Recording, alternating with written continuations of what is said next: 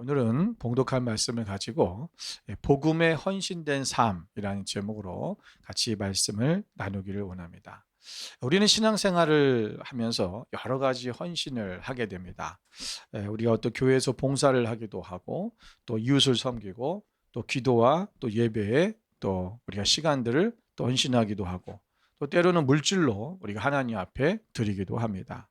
어떤 사람들은 또 교사로 또 찬양대로 또 하나님 앞에 자기의 받은 달란트대로 은사대로 또 하나님 앞에 헌신을 합니다. 근데 이러한 모든 헌신 중에서 우리가 가장 우선되어야 될 헌신이 뭐냐면 바로 복음에 대한 헌신입니다. 우리가 앞에서 말한 모든 헌신은 이것은 모든 섬김과 모든 사역은 결국 근본적인 목적은 무엇이냐 하면은 바로 우리가 복음을 전하기 위한 거죠. 예수님께서도 치유 사역을 하셨고요. 그리고 예수님께서 말씀 사역을 하셨고 또 예수님께서는 이런 여러 구제 사역도 하시고 여러 가지 사역들을 하셨어요. 그런데 결국은 그 모든 것이 뭐 하기 위한 것이다? 복음을 전하기 위한 것이었습니다. 오늘 본문에서 우리는 사도 바울의 삶을 통해서 이 복음에 헌신된 삶이 어떤 모습인지 우리는 보게 됩니다.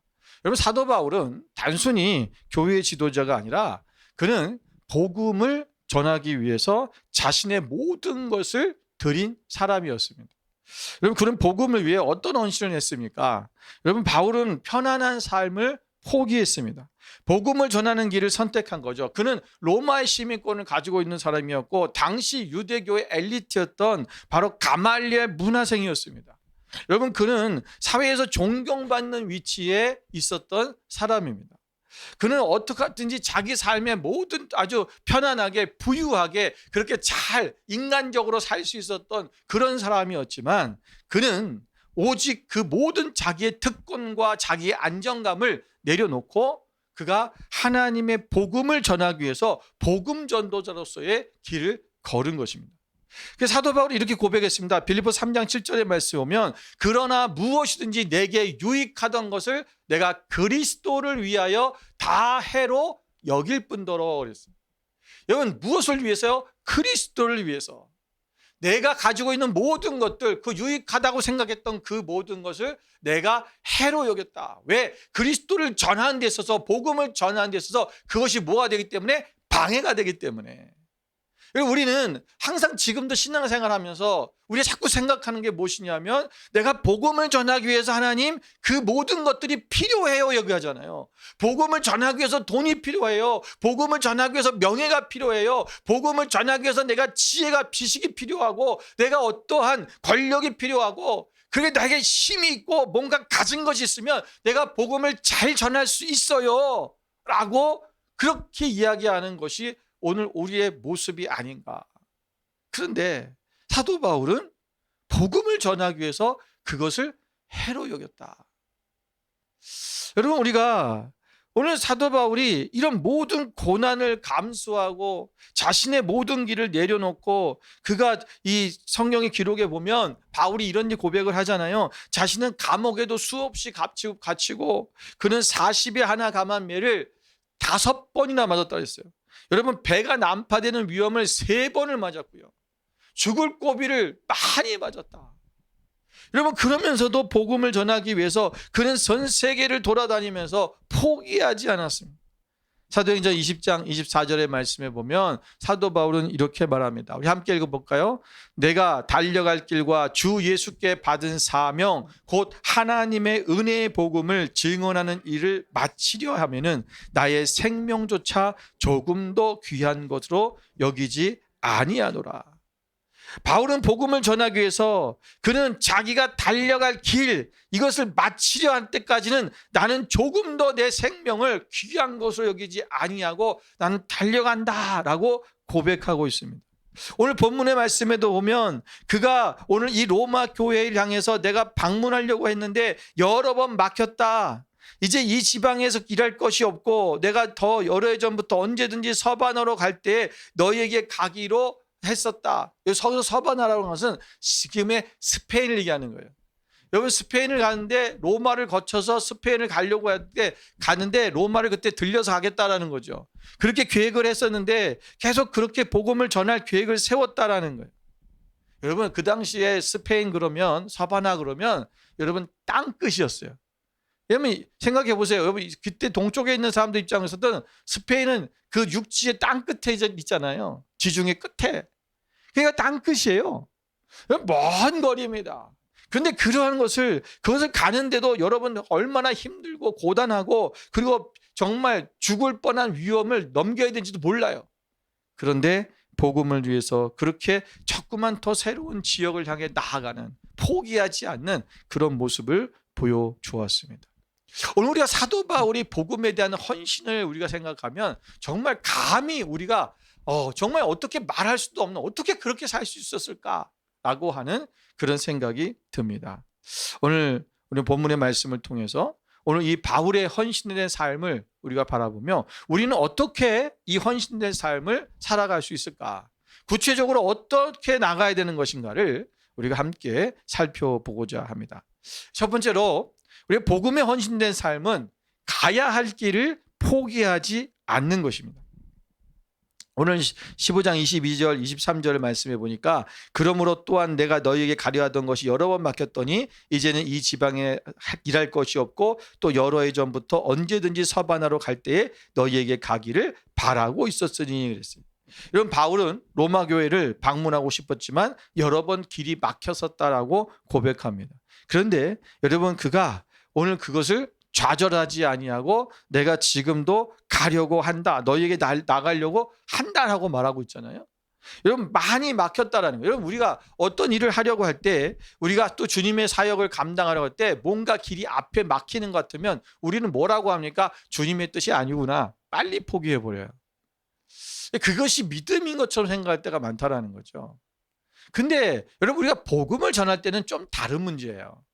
왜냐하면 우리가 복음을 전하다가 막힌다는 것은 뭡니까? 그것은 사단이 지금 방해하고 있다는 거예요. 그러니까 내가 어떤 일을 하려고 하는데 그것이 자꾸 막히면 하나님의 뜻이 아니구나라고 알아야 돼요. 그건 알아야 돼요. 그러나 복음을 전하는 일은 다르다는 거예요. 이러면 그런 거잖아요. 여러분 내가 공부를 하려고 하는데 공부를 할 때마다 친구가 찾아오고 공부를 할 때마다 집에 무슨 일이 생기고 공부를 할 때마다 내가 좀 아프고 주님이 공부하지 말라는 뜻이구나 이렇게 생각하는 겁니까? 아니잖아요. 그건 지금 내가 공부를 하려고 하는 것을 뭔가가 방해하고 있는 거고 그리고 내가 공부하기 싫은 거죠. 사실은 자꾸 변명이 생기는 거잖아요. 여러분 우리가 반드시 해야 될 일은 그것이 막혔다고 해서 멈추서는 않는다라는 거예요. 그러니까 오늘 사도 바울이 그 정도 됐으면 여러 번 막혔으면 하나님이 로마 교회는 가지 말라는 거다. 그게 아니라는 거죠. 오늘 복음을 전하기 위해서 내가 그것은 끝까지 포기하지 않고 좌절하지 않고 가야 된다라는 것입니다. 여러분 오늘 우리가 이런 신앙생활의 모습 속에서 우리가 기본적으로 해야 될 것들이 있어요. 우리가 복음을 전하는 일, 기도하는 일, 말씀을 보는 일, 말씀을 듣는 거, 예배하는 거 이거는요 기본이에요. 이걸 가지고 우리가 뭔가 좀 자꾸 막히면 하나님의 뜻이 아닌가 보다라고 생각해서는 안 된다라는 거죠. 여러분 우리는 우리가 세운 계획보다 하나님이 세운 계획이 더 크다는 것을 생각해야 돼요. 그러니까 하나님의 전체적인 하나님께서 우리를 향하신 모든 인간의 구속사적인 계획을 세워놓으신 게 있잖아요. 또 하나님께서 우리를 부르신 우리를 세우신 그 목적이 있잖아요. 그렇다면 우리는 그 계획을 따라가야지 우리 나의 개인적인 계획을 따라가서는 안 된다. 그래서 잠언서 16장 9절에 뭐라고 그랬습니까? 우리가 사람이 마음으로 자기의 길을 계획할지라도 그의 걸음을 인도하시는 여호와시다. 여러분 우리의 계획은 실패할 수 있어요. 그러나 하나님께서 예비하신 길은 반드시 열리게 되어져 있습니다. 그렇다면 왜 사람들이 자꾸 이런 복음의 길을 쉽게 빨리 포기할까? 여러분 왜 사람들은 그리고 끝까지 어떤 사람들은 또 끝까지 가는데 포기하는 이유가 뭘까라는 거죠. 여러분 우리가 성경에 보면 복음을 포기한 사람들이 나옵니다. 우리 디모데후서 4장 10절을 한번 읽어볼까요? 같이 읽습니다. 대만은 이 세상을 사랑하여 나를 버리고 데살로니가로 갔고 그레스게는 갈라디아로, 디도는 달마디아로 갔고. 그랬어요. 여러분 여기에 데마라는 사람이 나오고 또 그리스게라는 사람이 나오고 디도라는 사람이 나옵니다. 이 세 사람은요 지금 사울과 사도 바울과 함께 동역했던 사람들이에요.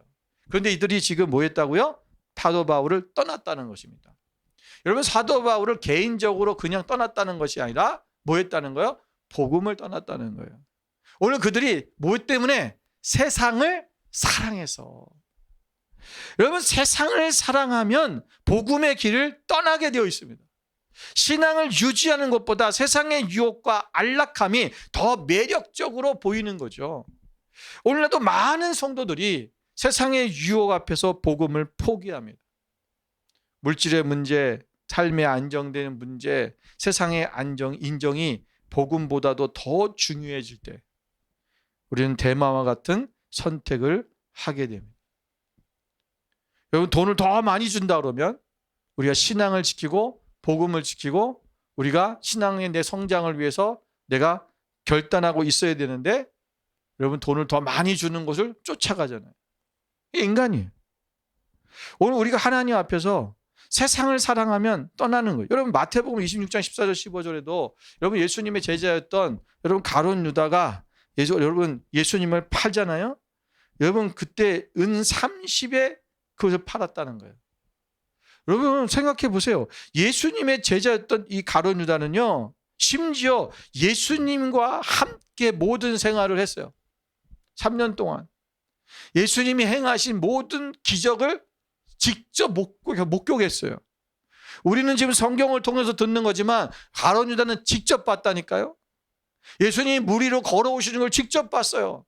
예수님이 오병이어의 기적을 통해서 5,000명이나 먹히고 12가지 남는 사건은 자기가 직접 경험했단 말이에요. 그런데 그는 은 30에 예수님을 팔았습니다.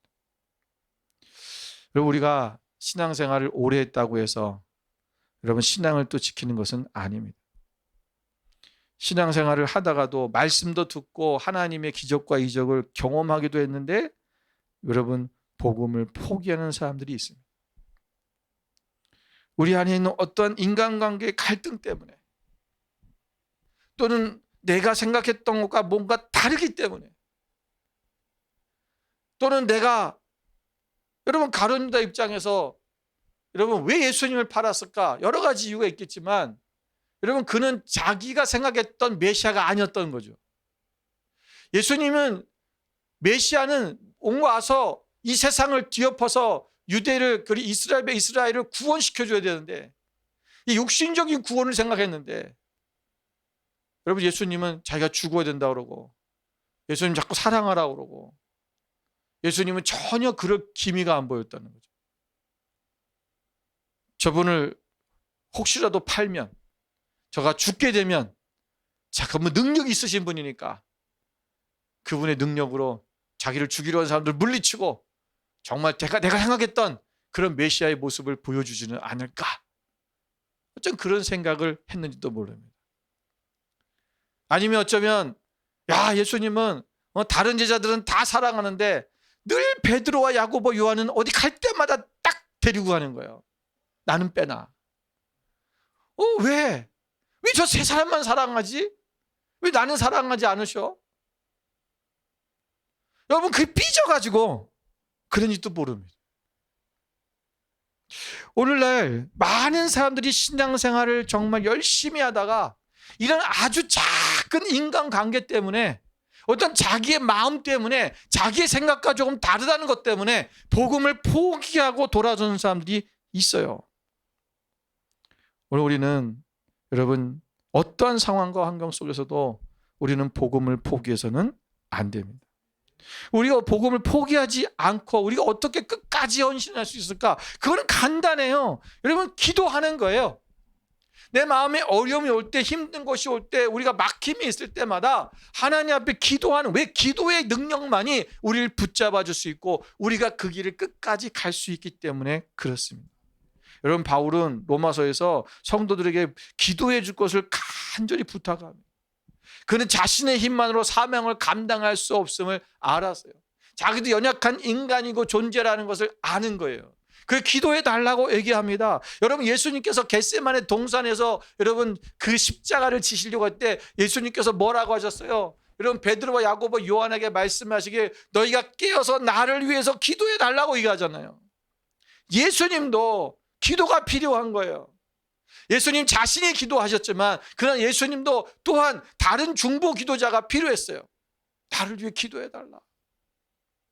여러분, 우리는 어떤 어려움이 없을 때 우리가 함께 기도해 주는 사람들이 있어야 됩니다. 그리고 이 기도의 능력이, 중보 기도의 능력이 얼마나 큰지를 우리는 경험했고 그것을 잘 알잖아요. 나 혼자 나도 분명히 내가 기도해야 돼요. 내가 먼저 기도해야 되고 그리고 함께 기도하는 이런 역사들이 우리 가운데 있어야 됩니다. 왜냐하면 기도하지 않으면 시험에 들기 때문에 그렇습니다. 마태복음 26장 41절에 보면 예수님께서 뭐라고 말씀하셨어요? 시험에 들지 않게 깨어 기도하라. 마음에는 원이로되 육신이 약하도다. 우리 육신은 약해서 우리가 시험에 들기 쉽습니다. 그래서 깨어 기도하라는 거죠. 또한 우리가 하나님 앞에 끝까지 헌신하려면 하나님의 말씀을 붙잡아야 됩니다. 여러분, 우리의 생각은 지난주도 말씀드렸죠. 우리의 감정대로 움직여요. 그래서 연약하기 때문에 우리의 생각과 우리의 감정은 정확한 판단을 할 수 없고 분별력이 없어요. 오직 우리가 무엇이 진리이고 하나님의 뜻인가를 우리가 알려면 뭘 붙잡아야 되냐? 말씀이에요. 왜? 이 말씀은 여러분 변함이 없기 때문에. 말씀은 과거로부터 지금까지 동일한 말씀이 주어진 거잖아요. 이것을 누가 바꾼 적이 없어요. 여러분, 수정본이 나왔나요? 아니에요. 개정판이 나왔나요? 그것은 우리가 좀 더 이해하기 쉽게 원문에 가깝게 하기 위해서 개정한 것이지 성경의 뜻을 바꾼 게 아니에요. 말씀을 바꾼 게 아니란 말이에요. 여러분, 성경은 그대로 이어진 거예요. 그 말씀은 하나님의 말씀이기 때문에 진리라는 것입니다. 오직 우리의 길을 비춰줄 것이고 우리의 가는 길들 가운데 하나님 말씀이 우리의 지표가 되는 거예요. 그래서 시편 119편 105절 말씀에 뭐라 그랬어요? 주의 말씀은 내 발의 등이요 내 길의 빛이니이다. 오늘 우리가 하나님의 말씀을 붙들어야 됩니다. 그리고 우리가 하나님의 사명을 기억해야 됩니다. 여러분, 우리가 오늘 하나님께서 나를 부르신 목적이 무엇인가? 나를 왜 부르셨는가? 여러분, 우리가 첫째는 내가 목사로 하나님이 나를 왜 부르셨는가? 내가 하나님께서 나를 전도사로 왜 부르셨는가? 선교사로 왜 부르셨는가? 나를 집사로 왜 부르셨는가? 나를 하나님께서 성도로 왜 부르셨는가? 그 부르신 사명이 있어요. 그게 뭐예요? 복음을 전하라는 거예요. 여러분, 바울이 끝까지 복음의 길을 걸어갈 수 있었던, 헌신할 수 있었던 이유가 뭔지 아세요? 자신이 주신 사명을 잊지 않았기 때문에. 여러분, 사명을 기억하는 사람은 절대로 포기하지 않습니다. 우리가 살아가는 이유, 예수님을 믿는 이유는 하나님의 나라를 이루어 가는 것입니다. 여러분도 하나님의 말씀 앞에서 우리가 끝까지 우리가 가야 될 길을 포기하지 않고 가시는 여러분 되시기를 주님의 이름으로 축원을 드립니다. 두 번째는 복음에 헌신된 삶은 성도들과 동역합니다. 여러분, 26절을 보니까 오늘 그 말씀에 이는 마가도냐와 아가야 사람들이 예루살렘 성도 중 가난한 자들을 위하여 기쁘게 얼마를 연보했습니다. 여기 보면 오늘 이제 내가 지나가는 길에 너희를 보고 먼저 사귐으로 얼마간 기쁨을 가진 후에 너희로 그리로 보내주기를 바랍니다. 그러나 이제는 내가 예루살렘으로 먼저 간다. 왜 예루살렘을 가는 이유가 뭐냐면 여러분, 마게도냐와 아가야 사람들이 지금 예루살렘에 있는 가난한 형제 자매들을 위해서 그들이 구제 헌금을 했다라는 거예요. 여러분, 마게도냐 아가 지방의 성도들은 자신들이 수고하여 번 돈의 일부를 한 번도 보지 못한 예루살렘 교회에게, 거기에 있는 성도들에게 보내서 그들을 위해 구제하는 거예요. 여러분, 그럼 마게도냐와 아가 지방 성도들이 물질적으로 여유가 있어서 정말 부자여서 그들이 돈이 남아 돌아서 그 헌금을 보냈을까요? 아니에요. 여러분, 고린도후서 8장 1절 2절 말씀 한번 보겠습니다. 고린도후서 8장 1절 2절 같이 있습니다. 형제들아, 하나님께서 마게도냐 교회들에게 주신 은혜를 우리가 너희에게 알리노니 환난의 많은 시련 가운데서 그들의 넘치는 기쁨과 극심한 가난이 그들의 풍성한 연보를 넘치도록 하게 하였느니라. 아멘. 여러분 보세요. 이 마게도냐와 지금 교회는 여기는 마게도냐만 지금 나와 있지만 이 마게도냐 교회들이 뭐였냐면 환란의 많은 시련 가운데서 그들이 넘치는 기쁨과 극심한 가난이 그들의 풍성한 연보를 넘치도록 했다. 여러분 돈이 많아서 여유가 있어서 한 것이 아니라 그들이 너무나 많은 환란의 시련이 있었고요. 자기들이 극심한 가난이 있었다는 거예요. 이게 참 신기하죠. 여러분 극심한 가난을 경험한 사람만이 가난의 어려움을 알아요. 이런 삶이 함께 돕는 거예요. 여러분 이들은 같은 고통을 겪기 때문에 같은 고통을 겪고 있는 형제들에게 이것을 나누어 주는데 이것을 어떻게 했다? 기쁨으로 드렸다는 것입니다. 여러분 어떻게 그들이 이것을 기쁨으로 헌신할 수 있었을까? 자기들도 부족하고 없는데 여러분 그들은요 영적인 경제의 원리를 알았기 때문에 그렇습니다. 여러분 영적인 경제의 원리란 바로 하나님께서는 기쁨으로 드린 연보를 받으신다는 거예요. 여러분 우리가 하나님께서 기쁨으로 드린 것 그리고 하나님께서는 반드시 드린 것에 대한 풍성한 열매로 나타나진다는 것을 알았다는 거예요. 그리고 우리가 이 하나님께서 주신 이 물질에 대한 것은 반드시 우리에게 씨와 먹을 양식을 구별해서 주셨다라는 거예요. 그럼 고린도후서 9장 10절 말씀을 같이 한번 읽어보겠습니다. 심는 자에게 씨와 먹을 양식을 주시는 이가 너희 심을 것을 주사 풍성하게 하시고 너희의 의의 열매를 더하게 하시리니. 아멘. 자, 심는 자에게 하나님께서는 반드시 뭘 줬다? 씨와 먹을 양식을 주셨다는 거예요. 그러니까 씨가 있고 먹을 것이, 씨는 뭐 하는 거예요? 심는 거예요. 그러니까 우리가 하나님 우리에게 주신 것에 대해서 우리가 다 먹어치우면 안 돼요. 이 영적인 원리는 뭐냐면 우리가 성경적 영적인 경제적 원리는 반드시 심을 씨와 먹을 양식을 구분해 주셨다는 거예요. 이걸 구분해야 돼요. 그러면 우리가 심을 씨를 심으면 어떤 일이 일어나냐? 하나님이 그것을 풍성해 너에게 심을 것을 더 풍성해 주신다. 그러니까 심으면 이상한 게 내가 심는데 하나님이 더 심을 것을 풍성하게 주신다라는 거예요. 그러니까 우리는 생각에는 뭐야? 심을 게 없어요. 여러분 가계부를 적어보세요. 심을 게 있어요? 없어요? 없어요. 그래서 사람들이 못 드리는 거예요. 못 나누는 거예요. 심을 게 없으니까. 아니 지금 내가 나가야 될 지출해야 될 돈이 기본적으로 우리가 무슨 사치를 하는 것도 아니고 무슨 다른 데 가서 외식하는 것도 아닌데 없어요. 그런데 신기하게도 하나님은 그것이 반드시 씨를 구분해야 된다. 이걸 구분하면 반드시 하나님께서 그것을 풍성하게 심을 것을 더 주신다. 그리고 우리에게 의의 열매를 더하게 하신다. 하나님의 이 영적인 원리, 이 재정적 원리를 우리가 알면은 우리가 함께 나눌 수 있는 거죠. 여러분 오병이의 기적을 사건을 보세요.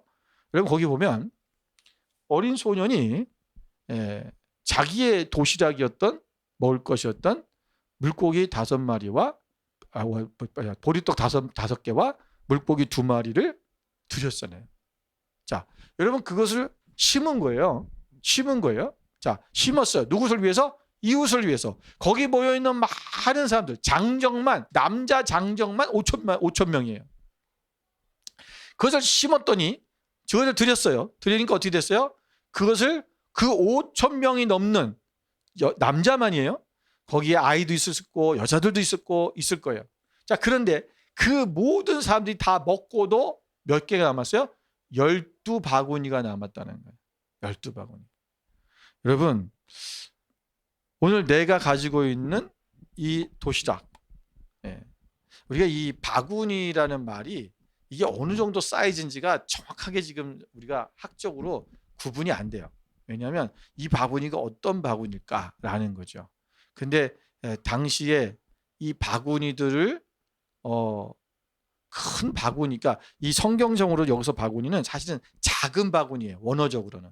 그게 왜냐하면 7,000명을 먹였을 때 거기는 4,000명을 7병이어로 4,000명을 먹었을 때 사건에는 거기는 한국말로는 광줄이라고 표현하는데 그거는 원어적으로도 큰 바구니를 얘기해요.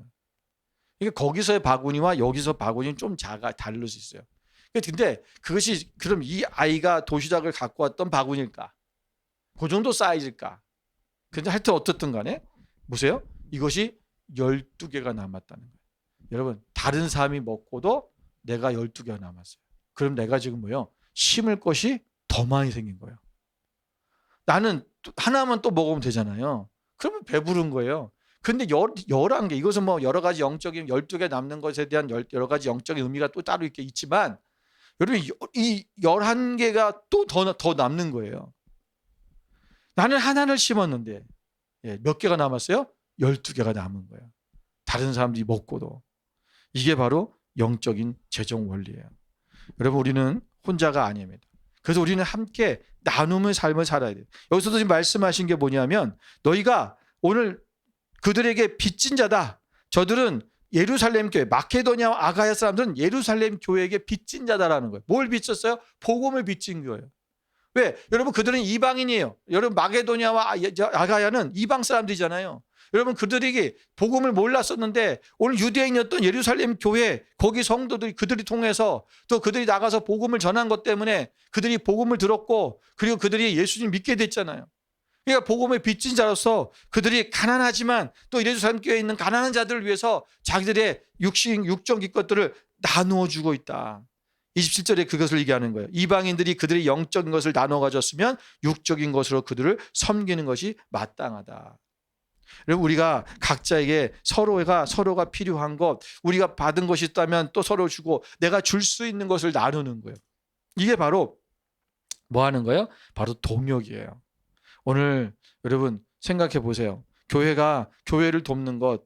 여러분, 제가 이 호주 안에서 보면은 그 세계 선교는 많이 해요. 그러니까 모든 교회들이 여러분 대형 교회들이 여기 그래도 2,000명, 3,000명이 되는 교회들이 몇 개 있잖아요. 여러분 그래도 한인 교회들이 있는데 여러분 이런 교회들이 여러분 세계 선교 또 뭐 다른 나라에 대한 선교들은 굉장히 많이 합니다. 근데 제가 알기로는 뭐 잘 모르겠지만 제가 알기로는 이 시드니 안에 있는 여러분 작은 교회들을 돕는다는 얘기는 들어본 적이 없어요. 여러분, 왜 같은 교회인데 우리가 서로 어려운 교회들을 도와줄 수 있잖아요. 근데 이상하게도 저 세계 이 나라의 영역권을 넘어서서는 도와주는데 이 안에서는 안 도와줘요. 참 왜 그럴까? 이해가 안 돼요. 우리는 어려울 때 또 코로나 또 시대 또 마찬가지지만 그 전에도 우리는 가난한 개척교회 목사님들 또 우리가 모시고 또 우리가 파티도 해드리기도 하고 또 우리가 쌀이나 이런 것들을 나눠주고 그래서 격려하고 했어요. 여러분 이런 일들 왜 하냐면 여러분 지금 우리도 어렵지만 우리가 더 어려운 나보다 더 어려운 교회들 여러분 개척교회 하는 그런 목사님들 얼마나 힘듭니까? 우리가 함께 돕는 거예요. 여러분 그들이 교회가 어렵잖아요. 목사님들은 다 뭐 다른 일을 하기 때문에 먹고 사는데 지장이 없을 수 있어요. 그러나 교회가 작은 거예요. 교회가 어려우면 교회에 필요한 것들이 있잖아요. 그걸 도울 수 있는 거죠. 여러분 우리는 모두가 주님 안에서 연합해서 서로 섬기고 돕는 동역자가 돼야 돼요. 모든 교회는 다 그리스도 안에서 한 교회인 거예요. 우리가 오늘 여기서 이 사도 바울은 이 일을 자꾸 얘기하는 게 뭐냐면 지금 로마 교회 안에 무슨 일이 있었어요? 여러분 전통적인 유대인들과 이방인들 사이에 서로 율법으로 지켜야지만이 구원을 얻는다, 의롭게 된다라고 말하는 유대인들 그리스도인들과 또 그렇지 않은 이방인 그리스도인들이 그러지 않아도 우리 믿음으로 구원 얻을 수 있다라고 말하는 서로 안에 뭐가 생겼어요? 반목이 생긴 거예요. 서로 안에. 그러니까 이것을 지금 얘기하는 거예요. 너 봐라. 지금 마케도니아 아가야에 있는 성도들은 어려운데도 지금 로마 교회를 로마 교회가 아니라 예루살렘 교회를 이렇게 섬기려고 헌금을 했다. 그들은 그들에게 영적인 것을 받았고 그들에게 육적인 것을 나누는 거다. 이렇게 함께 동역하는 거야. 로마 교회 안에 있는 유대인들과 또 이방인들이 함께 하나가 되고 함께 서로 돕고 서로 동역해야 된다는 것을 말씀해 주는 거예요. 여러분 우리가 복음에 헌신됐다고 하는 것은 구별하는 게 아닙니다. 민족과 인종을 구별하고 우리가 어떠한 나의 무슨 하나에 두면 이 동네에 같이 있으면 무슨 경쟁자가 되는 거예요. 여러분 그런 게 아니잖아요.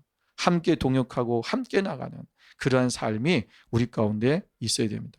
그래서 갈라디아서 6장 2절 말씀에 보면 너희가 짐을 서로 지라 그리하여 뭐라? 그리스도의 법을 성취해라. 우리가 그리스도의 법을 성취하는 것이 뭐냐? 바로 서로의 짐을 서로 져주는 거예요. 우리가 함께하는 교회 공동체는 서로를 위해 기도하고 서로를 위해 도와주고 서로가 함께 세워져 어려운 교회가 있고 어려운 일이 생겼다면 함께 기도해 줄 수 있는 그런 공동체가 되어야 될 줄로 믿습니다. 마지막 세 번째는 복음에 헌신된 삶은 하나님이 주시는 기쁨과 확신으로 나아가는 것입니다. 여러분 오늘 29절의 말씀에 보니까 이런 말씀이 있어요. 내가 너희에게 나아갈 때에 그리스도의 충만한 복을 가지고 갈 줄을 아노라. 여러분 내가 너희에게 나아갈 때에 그리스도의 이 충만한 복이 뭘까요? 그게 뭐예요? 복음이에요. 복음이에요. 여러분 오늘 이 충만한 세상적인 어떤 물질적 축복이나 세상적인 성공을 얘기하는 것이 아니라 그리스도의 충만한 복, 그 복음 자체를 얘기하는 거예요. 내가 그 복음을 가지고 너희에게 갈 줄을 안다라고 하면서 그것이 뭐냐? 오늘 하나님 앞에 너희가 충만한 복, 이 충만한 복이 뭐냐? 복음이다. 이것이 하나님의 복이다라는 거예요. 오늘 이것에 대한 뭐요? 오늘 사도 바울은 확신이 있었다는 것입니다. 그럼 우리가 복음을 전할 때 복음에 헌신되지 못한 이유가 뭐냐면 왜 우리가 복음을 전하지 않냐면 복음에 대한 확신이 없어요. 이것만이 우리를 살리는 것이고 이것만이 우리가 영적인 것뿐만 아니라 우리의 인생에 있어서 우리가 가장 귀한 것이고 우리가 반드시 예수 그리스도를 믿어야 된다고 하는 그래야 우리 영이 산다고 하는 내가 영생을 얻는다고 하는 이거에 대한 확신이 없으니까 복음을 전하지 않는 거죠. 여러분 우리가 그것이 확신이 있다면 여러분 누군가 지금 암에 걸려서 죽어가고 있어요. 그런데 그 어떤 약이 그 신약이 발명이 돼서 그 약을 먹으면 그 사람이 나아요. 그걸 알게 됐어요. 그러면 그 사람이 약을 먹기 싫다고 치료받기 싫다고 도망 다녀도 어떻게 됩니까? 그 약을 들고 쫓아다니면서 드셔야 됩니다. 그래야 삽니다. 그럴 거 아니에요. 그 사람이 내가 사랑하는 가족이라면 내가 사랑하는 어떤 사람이라면 더 그럴 거 아니에요. 아유 지가 싫다는데 뭐 내가 이렇게 노력해봐야 뭘 싫다는데 놔두세요. 자유의지가 있는 거잖아요. 그냥 본인이 알아서 갔죠. 제가 성인인데 이제 성인이니까 결정은 자기가 하는 거죠. 그냥 놔둘게요. 우리가 복음을 향해서도 그렇게 하고 있는 사람들이 너무나 많아요. 우리가 복음을 전할 때 때로는 희생도 동반됩니다. 때로는 감옥에 갇히기도 하고 사도 바울처럼 매를 맞기도 하고 배고픔과 추위 경험하기도 합니다. 그러나 사도 바울은 그 복음에 확신이 있었어요. 이 길만이 내가 살 길이고 이 길만이 우리 모든 사람들이 살 길이라는 것을 알았기 때문에 오늘 그는 이 충만한 그리스도의 복을 그들에게 가지고 가고 싶은 거예요. 여러분 요한복음 15장 11절 말씀해 보니까 우리 함께 읽어보겠습니다. 내가 이것을 너희에게 이름은 내 기쁨이 너희 안에 있어 너희 기쁨을 충만하게 하려 함이라. 오늘 사도 바울은요 복음에 대한 기쁨이 있었던 거예요. 우리가 복음에 대한 기쁨이 있어야 이 기쁨을 가지고 갈 수 있는 거예요. 이게 기쁜 소식이니까 이걸 나누고 싶은 거죠. 어떻게든 막 그거를 얘기하고 싶은 거예요. 우리가 좋은 것이 있으면 또 우리가 어떤 것을 누리는 것이 있든 또 어떤 좋은 데를 발견 좋은 어떤 생각을 발견하면 그거 막 읽어보라 그걸 같이 가보라 그러고 막 그러잖아요. 어떤 분은 막 드라마만 보고 와도 그거 꼭 보라고 얘기하는 사람이 있어요. 이거 너무 재밌어요. 너 꼭 보세요. 그 사람의 인생의 영혼에 뭔 큰 대단한 일이 일어나지도 않는 건데 불구하고 아주 보라고 난리가 나요. 그런데 그 영혼이 죽어야 되고 영혼이 정말 어떻게 될지 영혼이 저 영원한 하나님 그 영벌 가운데 떨어질 것을 알면서도 불구하고 우리가 전하지 않는 이유는 복음에 대한 기쁨이 없어서 그래요. 오늘 우리 안에서 우리가 이 기쁨이 있으면 어떤 상황과 환경이 좋지 않아도 우리는 그 복음 안에서 기쁨이 이 환경을 초월하게 돼요. 그리고 그 상황을 초월하게 되죠. 그래서 우리는 주님이 주시는 충만한 복을 가지고 나아가려고 하는 그런 사람이 되어진다는 것입니다. 우리는 복음의 가치와 능력을 믿어야 합니다. 바울은 복음이 하나님의 능력임을 확신했기 때문에 흔들리지 않았던 거예요. 그래서 나는 이 충만한 복을 가지고 간다. 이 충만한 복이다 라고 얘기하는 거죠. 여러분, 오늘 우리가 하나님 앞에 날마다 우리가 이런 확신이 되도록 기도로 충만해지고 감사함으로 하나님 앞에 헌신하며 우리가 하나님 앞에 나아가고 복음의 열매를 맺어 나가는 여러분이 되시기를 주님의 이름으로 축원을 드립니다.